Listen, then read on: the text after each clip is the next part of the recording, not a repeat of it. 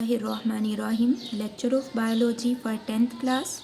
Today's our topic of discussion मादा reproductive system.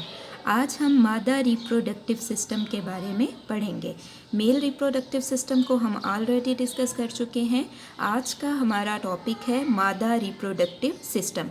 तो अगर हम खरगोश का मादा रिप्रोडक्टिव सिस्टम देखें तो उसमें ओवरीज और मुंसलिक नालियाँ होती हैं. यानी ये आपके पास ओवरीज हैं और ये आपके पास मुख्तलिफ नालियाँ हैं. अब क्या है, ओवरीज जो हैं वो ओवल शेप्ड ऑर्गन्स होते हैं. ओवरी ओवल शेप ऑर्गन्स होते हैं और ये प्रेजेंट कहाँ पे होते हैं? अब्डोमिनल कैविटी में. अब्डोमिनल कैविटी में गुर्दों की वेंट्रल साइड पे प्रेजेंट होते हैं. अब्डोमिनल पेट की कैविटी को कहा जाता है. अब्डोमिनल कैविटी में गुर्दों के वेंट्रल साइड पे ये प्रेजेंट होते हैं.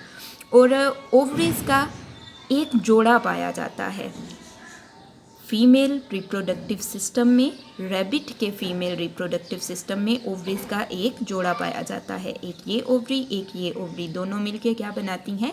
एक जोड़ा बनाती हैं. अब ओवरी में क्या होता है? एग सेल्स बनते हैं. एग सेल्स के गिर्द मखसूस सेल्स का एक गुच्छा होता है जो एग सेल को ग़िज़ा फ्राहम करता है. उस गुच्छे को फॉलिकल कहते हैं.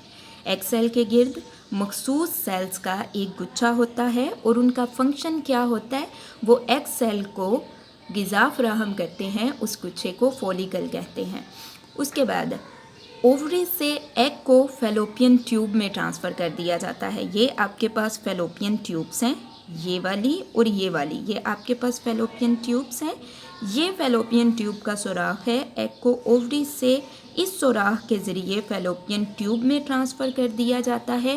फैलोपियन ट्यूब में एग फर्टिलाइज हो जाता है और फर्टिलाइजेशन के बाद एग को या फिर जायगोट को कहाँ पे ट्रांसफ़र कर दिया जाता है? यूट्रस में. अब अगर आप देखें तो मादा रिप्रोडक्टिव सिस्टम रैबिट का यूट्रस की दो शाखों पर मुश्तमिल होता है.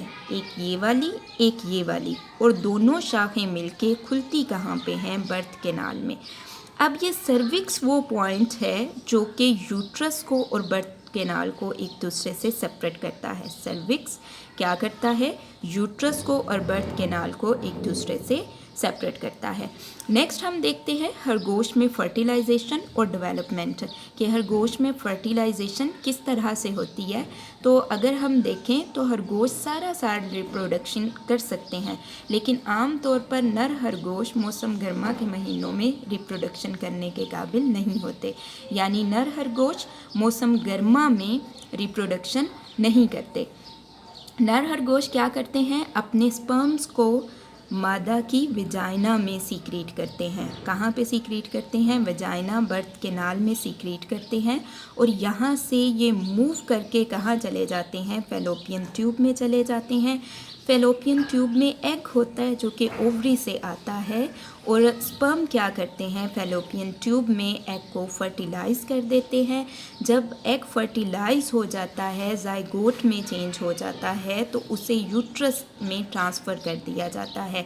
अब जब वो यूट्रस में पहुंचता है तो डिवाइड करना शुरू कर देता है और अब हम इसे जायगोट से एम्ब्रियो कह सकते हैं. जब वो यूट्रस में आता है तो इससे एम्ब्रियो को यूट्रस की दीवार के साथ कनेक्ट कर दिया जाता है एक जोड़ के ज़रिए, जिसे प्लेसेंटा कहते हैं. एम्ब्रियो को यूट्रस की दीवार के साथ कनेक्ट कर दिया जाता है एक जोड़ के ज़रिए, जिसे प्लेसेंटा कहते हैं.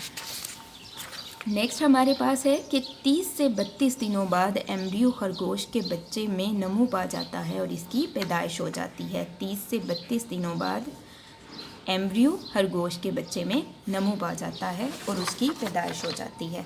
अब यहाँ से आपको जो क्वेश्चंस बनेंगे वो आप नोट करें. क्वेश्चन नंबर 1 है, फॉलिकल किसे कहते हैं? फॉलिकल किसे कहते हैं? इसका आंसर आप यहाँ से यहाँ तक लिखेंगे. हर एग सेल के गिर्द मखसूस सेल्स का एक गुच्छा होता है जो उसे ग़िज़ा देता है. इस गुच्छे को फॉलिकल कहते हैं. ये क्वेश्चन नंबर 1 का आंसर है.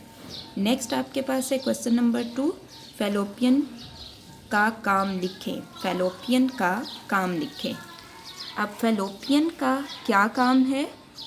ओवरी से एग सेल को फैलोपियन ट्यूब्स में खारिज किया जाता है। फैलोपियन ट्यूब का सुराख ओवरी के करीब ही होता है और फर्टिलाइजेशन फैलोपियन ट्यूब्स में होती है और यहाँ से फर्टिलाइज्ड एग यानी ज़ाइगोट यूट्रस में आता है। ये आपके पास क्वेश्चन नंबर 2 का आंसर है कि ओवरी से एग सेल्स को फैलोपियन ट्यूब में खारिज किया जाता है। फैलोपियन ट्यूब में स्पर्म्स होते हैं, वहाँ पे एग फर्टिलाइज हो जाता है और फिर ज़ाइगोट को यूट्रस में ट्रांसफ़र कर दिया जाता है। नेक्स्ट आपके पास है क्वेश्चन नंबर 3, खरगोश में फर्टिलाइजेशन किस तरह होती है। तो इसका आंसर आप यहाँ से यहाँ तक लिखेंगे। खरगोश सारा साल रिप्रोडक्शन कर सकते हैं, लेकिन आमतौर पर नर खरगोश मौसम गर्मा के महीनों में रिप्रोडक्शन के काबिल नहीं होते। नर खरगोश अपने स्पर्म्स मादा की वजाइना यानी बर्थ कैनाल में जमा करता है। ये स्पर्म्स सर्विक्स और यूट्रस में से तैरते हुए फैलोपियन ट्यूब तक जाते हैं, जहां वो ओवरी से आए हुए एग सेल को फर्टिलाइज कर देते हैं। फर्टिलाइजेशन के बाद ज़ाइगोट को यूट्रस में लाया जाता है। उस वक़्त ज़ाइगोट तकसीम होना शुरू कर चुका होता है और अब एम्ब्रियो कहलाता है। एम्ब्रियो को यूट्रस की दीवार में जोड़ दिया जाता है। एम्ब्रियो और यूट्रस की दीवार के दरमियान एक जोड़ बना दिया जाता है जिसे प्लेसेंटा कहते हैं।